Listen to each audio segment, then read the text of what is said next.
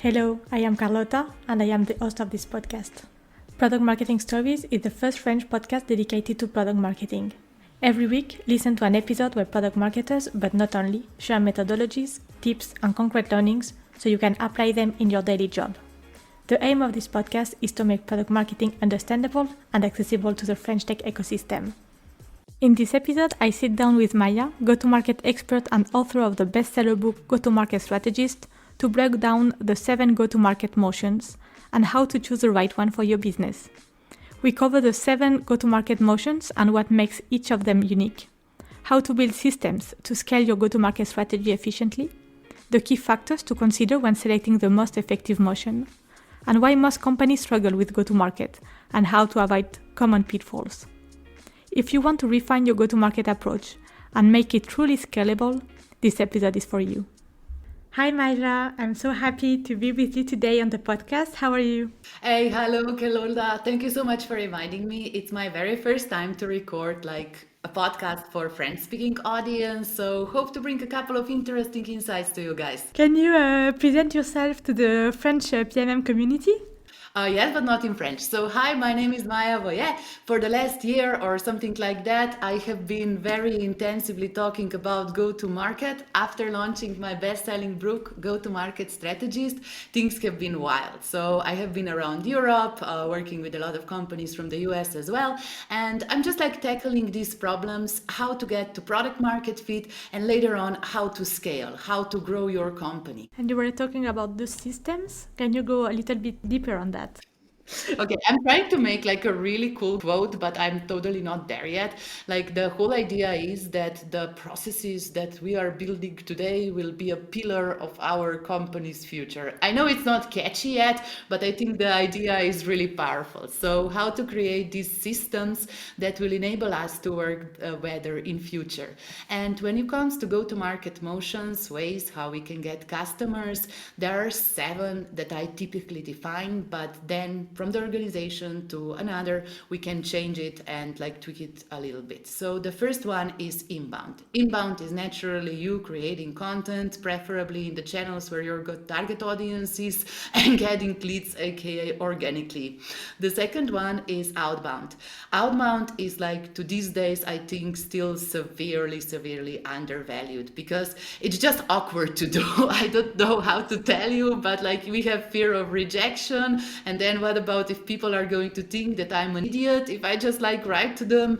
But hey, I just try to embrace the idea that there are 2 ways how to get customers. Either they find you or you find them. So yeah, this is something to consider, especially if you don't know your target audience too well and that you have a very inexpensive product. For example, if you are launching something on Product Hunt, you will probably inevitably have to do this type of work on LinkedIn or wherever your audience is. Okay, so we had inbound, we have outbound. Now we are moving to paid digital.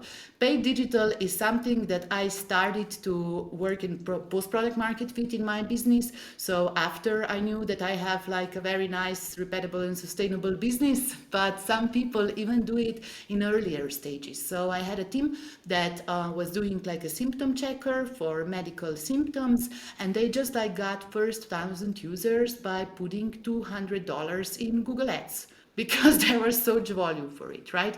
So not saying that you should dismiss anything, it can work, but the question is, what is your unit economics, what are your skills, and where your audience is? So okay, we had paid digital. Next, we have communities.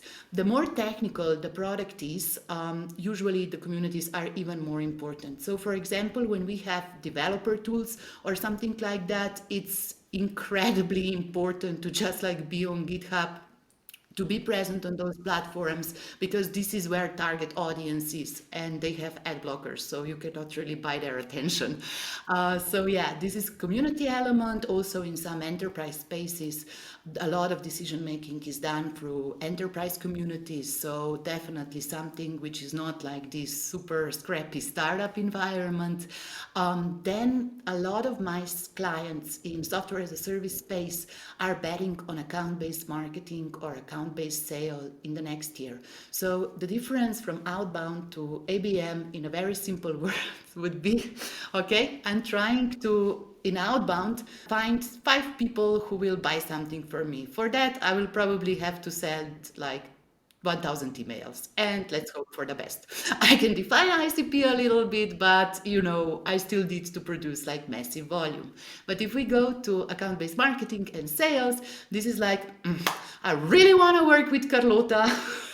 I really want to do business with her. Now, how can I create this very good plan of touch points that create value to her and her work in order that she will one day be perceptive to do business with me? I mean, it's not my secret agenda. Maybe it is, but you know what I mean. So like one to many versus like a very, very, very surgical plan how to get somewhere. And then for products that are literally technological products, so product-led growth has been like the cool kid of the block for the last 3 years or so.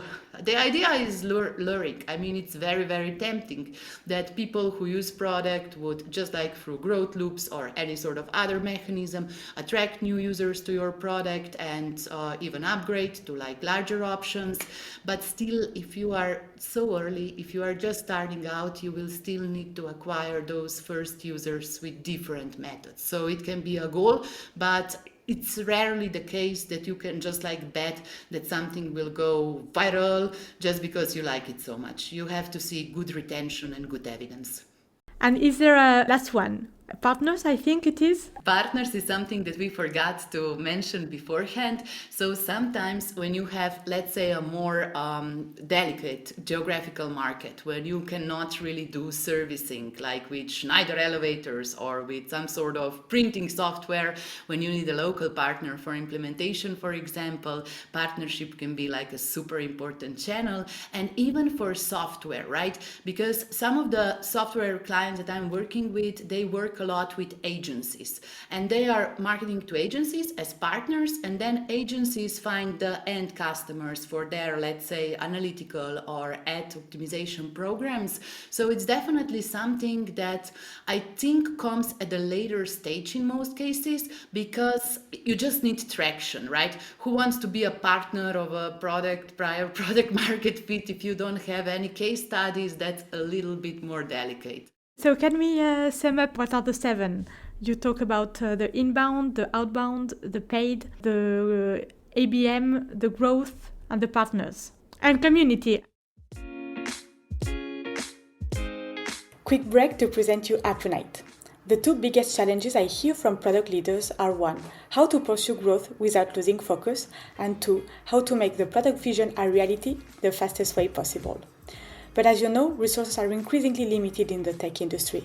Hiring the right talents to build the product takes forever, and working with agencies, expensive for the value they deliver. That's why I am very happy to partner with Apronite. They are not just another dev shop. They are a product development powerhouse. From user research to coding, their team embeds with yours, deeply analyzes your strategy to define how to positively impact your business metrics, and builds high-performing apps that scale. Whether it's fintech, health tech, or SaaS, they co-create products that grow businesses. So if you're tired of delays, bad code, or agencies that just don't get it, check out apronite.com/grow. Let's build something great.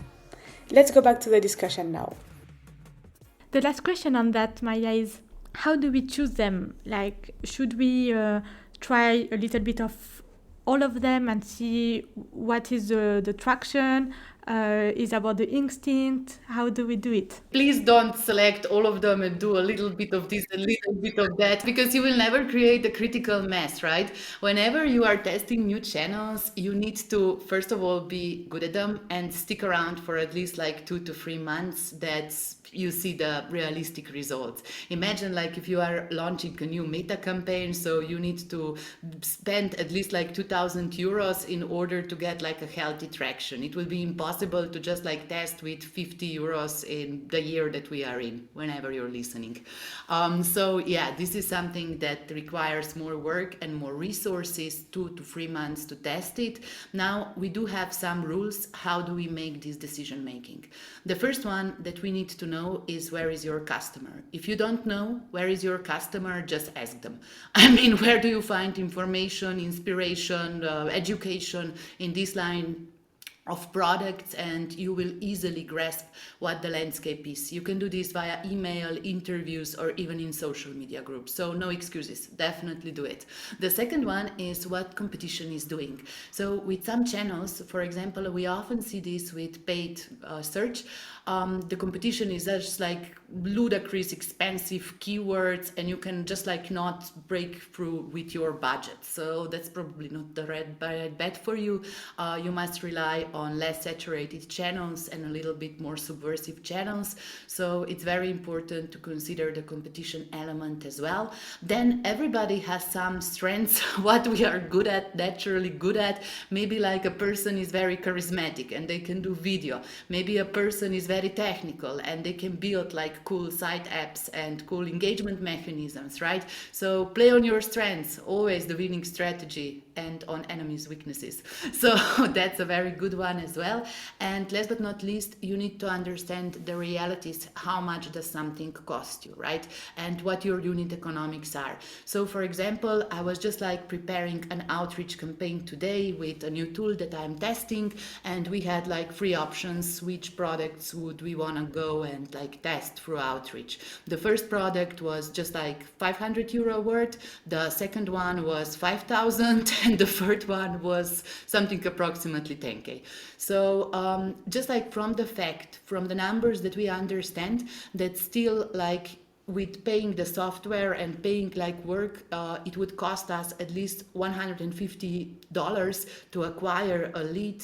We decided for the most expensive ones because from our calculations, from our projections, we kind of anticipated that this is where we can break even, that we can have like a good result out of this. So yeah, with some go-to-market motions are unfortunately not like within your budget, and that happens a lot with events as well. So events, sometimes people ask me when I'm presenting those 7 go-to-market motions, where are the events? And I'm like, you can add them if they are important in your industry, but I don't really want to add them because events, I mean, they can be paid, they can be like community, they can be inbound. I mean, I'm still open to develop and like adjust the model to best of the liking and general consensus, but they haven't convinced me yet. Not yet, maybe one day.